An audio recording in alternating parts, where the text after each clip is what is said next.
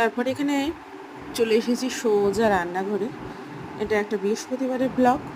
তো রান্নাঘরে এসে ফার্স্টে এই রান্নাঘরের যে বিছিয়ে রাখি পাপোচাটা ঠিক করে নিলাম। তারপর এখানে রান্না বসিয়ে দিলাম। আর রান্নার জন্য আজকে করছি হচ্ছে এই যে পটল আলু দিয়ে চচ্চড়ি।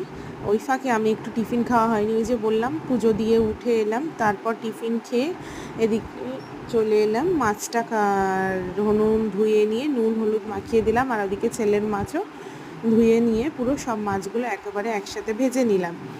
তারপর এখানে চলে এলাম মানে যে পার্শে মাছটা, এটা কী মাছ আমি না নিজেই ভুলে যাই।